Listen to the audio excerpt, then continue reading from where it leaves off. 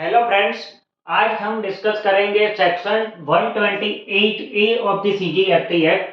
Friends, A section via finance bill number 2 2024 से propose हुई है और ये सेक्शन गवर्नमेंट ने नोटिफाई भी कर दी है, क्योंकि finance bill number 2 2024 already notified, मतलब ये सेक्शन एप्लीकेबल हो चुकी है। ये सेक्शन हमें क्या बताती है कि अगर आपको फाइनेंशियल ईयर 17-18, 18-19 और 19-20 की कोई अगर नोटिस मिली है, मतलब जीएसटी के इनिशियल 3 इयर्स, मतलब जीएसटी के जो सबसे पहले के 3 ईयर थे 17-18, 18-19 और 19-20 की अगर आपको नोटिस मिली है और अगर आप उसका टैक्स का पेमेंट कर देते हो, ओनली यू हैव टू पे टैक्स अमाउंट। अगर आप उसका टैक्स का पेमेंट कर देते हो तो आपको इंटरेस्ट और पेनल्टी भरने की जरूरत नहीं है, मतलब इंटरेस्ट और पेनल्टी की अमाउंट में से कंप्लीट 100% वेवर दी गई है via this section. Please note that it is applicable only up to the 31st March 2020, मतलब उसके पहले की जो भी डिमांड है उसमें ये सेक्शन एप्लीकेबल होगी और उसमें इंटरेस्ट और पेनल्टी का कंप्लीट वेवर होगा। What you have to consider, you have to pay the tax before the notified date, मतलब ये सेक्शन में जो भी डेट नोटिफाइड होगी उसके पहले आपको पेमेंट ऑफ टैक्स करना पड़ेगा, तो ही आपको इंटरेस्ट और पेनल्टी का कंप्लीट वेवर मिलेगा। अब डेट कौन सी नोटिफाइड हुई है? अभी तक गवर्नमेंट ने डेट नोटिफाई नहीं की है, हालांकि जीएसटी काउंसिल ने 31/2/2025 डेट रिकमेंड की है, मतलब कि अगर जीएसटी काउंसिल का प्रपोजल एक्सेप्ट हो जाता है और ये डेट नोटिफाई होती है तो आपको 31/3/2025 से पहले उसका पूरा टैक्स का अमाउंट भरना है, तो ही आपको इंटरेस्ट और पेनल्टी में से कंप्लीट वेवर मिल जाएगा। अब हमें ध्यान रखनी है कि नोटिस कौन सी सेक्शन में आनी होनी चाहिए। नोटिस अगर आपको 73 में मिली हो तो ही इसका वेवर मिलेगा, मतलब अगर आपको 74 यानी कि फ्रॉड केसेस में नोटिस मिली हो और उसका ऑर्डर पास हुआ हो तो आपको वेवर ऑफ इंटरेस्ट और पेनल्टी नहीं मिलेगी। So only the demand arise under section 73 can be available for benefit under section 128A from the complete waiver of interest and penalty. So demand under section 52 क्या आता है कि अगर कोई electronic commerce operator है, उसको टैक्स कलेक्ट करके GSTR 8 return file करना है और उसका पेमेंट करना है, अगर सेक्शन 52 के तहत नोटिस मिली है तो भी इसको इसका बेनिफिट नहीं मिलेगा।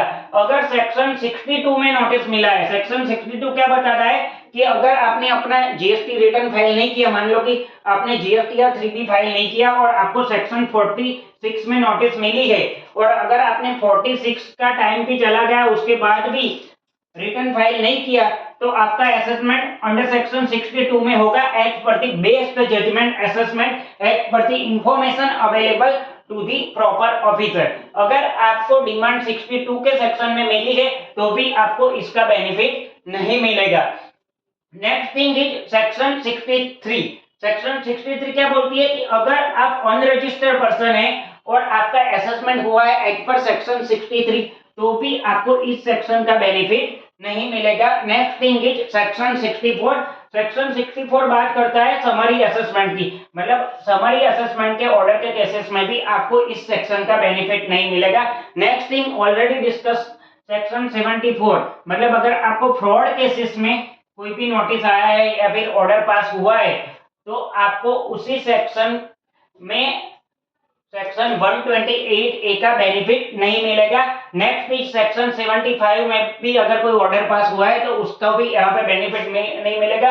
और सेक्शन 76 क्या बोलता है कि आपने टैक्स कलेक्ट कर दिया लेकिन गवर्नमेंट को पे नहीं किया, अगर ऐसे कुछ सिनेरियो है तो सेक्शन 76 के तहत कोई भी डिमांड अराइज होती है तो भी आपको उसका बेनिफिट नहीं मिलेगा। So only the demand arise under section 73 can have a benefit under section 128A of the CGST Act and that is up to 31st March 2020. Now next thing is अगर आपको कोई ऑर्डर पास हुआ है under section 73(9) और आपने उसके against appeal file की है एज पर सेक्शन 1071, ठीक है, then you have to withdraw that appeal. मतलब अगर 73(9) के अगेंस्ट कोई भी ऑर्डर पास हुआ है और उसके अगेंस्ट आप अपील में चले गए हो, whether to the appellate authority और whether to the appellate tribunal और whether under revision as per section 1081, then you have to withdraw such appeal, then and then only you can have a benefit under section 128A। now ऐसा भी scenario होता है कि ये section I उसके पहले आपने 17, 18, 18, 19 और 19, 20 की नोटिस आई हो, ऑर्डर आया हो और आपने इंटरेस्ट और पेनल्टी का पेमेंट कर दिया, तो वो इंटरेस्ट और पेनल्टी का क्या होगा? तो माइंड वेल, वो इंटरेस्ट और पेनल्टी जो ऑलरेडी आपने भर दी है उसका रिफंड नहीं मिलेगा। मतलब जिसकी नोटिस अभी पेंडिंग है या फिर ऑर्डर आया हुआ है, केसेस पेंडिंग है और उसका पेमेंट भी पेंडिंग है, तो ही आप उस सेक्शन 128A का बेनिफिट ले सकते हो। Next thing is demand under section 1131 order of appellate tribunal. मतलब अगर अपीलेट ट्रिब्यूनल का कोई ऑर्डर आया है तो उस ऑर्डर के अगेंस्ट आप इस सेक्शन का बेनिफिट नहीं ले सकते हो, बिकॉज यहाँ पे ये सेक्शन अवेलेबल नहीं है। लेकिन जनरली अपीलेट ट्रिब्यूनल अभी एस्टैब्लिश हुए हैं तो ये केसेस जनरली हमें देखने को नहीं मिलेंगे। लेकिन ऑर्डर अगेंस्ट अपीलेट ट्रिब्यूनल, अगर अपीलेट ट्रिब्यूनल का कोई भी ऑर्डर आया है तो उसके अगेंस्ट आपको ये सेक्शन का बेनिफिट नहीं मिलेगा। नेक्स्ट थिंग इज, अब ऐसा भी सिनेरियो होता है कि आपको सेक्शन 74 की नोटिस मिली हो और वह सेक्शन 74 की नोटिस एज पर सेक्शन 75(2) अगर सेक्शन 73 में कन्वर्ट हो जाती है तो क्या इस सेक्शन का बेनिफिट मिलेगा? Answer is yes, because your notice is converted in section 73, then demand is also converted as per section 73, तो आपको कंप्लीट वेवर ऑफ इंटरेस्ट और पेनल्टी मिल सकती है। नेक्स्ट थिंग इज, अगर आपने कोई एरनियस रिफंड ले लिया है और अगर आपको नोटिस आई है या फिर ऑर्डर पास हुआ है तो क्या इस सेक्शन का बेनिफिट मिलेगा? Answer is no. Erroneous refund के केस में आपको सेक्शन 128A का ऑप्शन नहीं मिलेगा। नेक्स्ट थिंग इज, अगर आपने इस सेक्शन का बेनिफिट ले लिया तो क्या आप इसके अगेंस्ट अपील फाइल कर सकते हो? Answer is no. अगर आपने एक बार इसका बेनिफिट ले लिया तो आप इसके अगेंस्ट में अपील फाइल नहीं कर सकते हो। मतलब अंडर सेक्शन 73(9) का जो ऑर्डर है या फिर 107(11) का जो ऑर्डर है, इसके अगेंस्ट आप अपील में नहीं जाओगे और अगर कोई पेंडिंग अपील है तो आपको उसको विड्रॉ करानी पड़ेगी, तो ही आप सेक्शन 128A का बेनिफिट ले सकते हो। नाउ कौन कौन के सेक्शन और कौन कौन से ऑर्डर में सेक्शन 128A का बेनिफिट मिलेगा?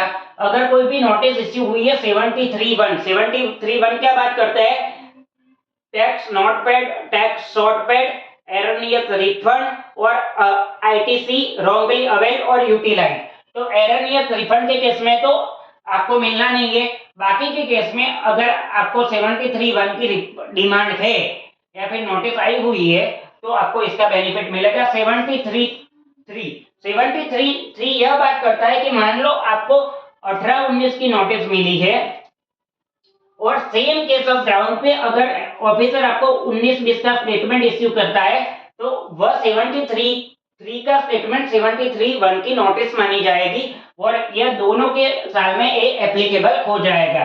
तो नोटिस अंडर सेक्शन 73(1) और स्टेटमेंट अंडर सेक्शन 73(3) और ऑर्डर अंडर सेक्शन 73(9) या फिर आपने अपील की है अंडर सेक्शन 107 और उसके अगेंस्ट ऑर्डर पास नहीं हुआ है अंडर सेक्शन 107(11) या फिर रिवीजन के लिए अप्लाई किया है अंडर सेक्शन 108 और 108(1) का ऑर्डर पास नहीं हुआ है या फिर अपील का ऑर्डर पास हो चुका है 10711 या 1081 रिवीजन का ऑर्डर पास हो चुका है, लेकिन 1131 यानी कि अपीलेट ट्रिब्यूनल में आप गए हो लेकिन उसका ऑर्डर पास नहीं हुआ है, तो ये सभी सिनेरियो में आप सेक्शन 128A का बेनिफिट ले सकते हो, subject to the condition that you will not file appeal against the order और if you have already filed appeal then you have to withdraw such appeal. Only and only when you have withdraw such appeal then and then you can get the benefit of section 128A of the CGST Act. Now ये भी हो सकता है कि ये तो tax payer ने appeal file की, उसकी बात हो गई, लेकिन अगर डिपार्टमेंट ने अपील फाइल की है तो उस केस में क्या होगा?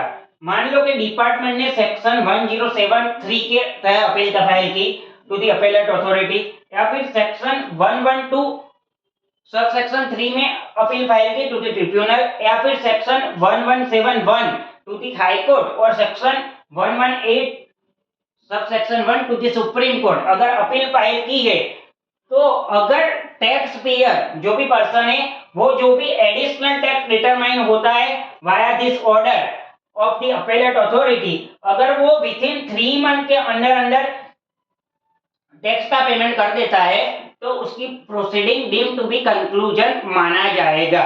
So I hope you will understand that what is the scenario of section 128A of the CGST Act. This is applicable for financial year 17-18, 18-19 and 19-20 only, that is for the initial 3 year of the GST regime. So अगर आपको 19-20 के बाद की कोई भी notice मिली हुई है तो उसमें ये section 128A is not applicable.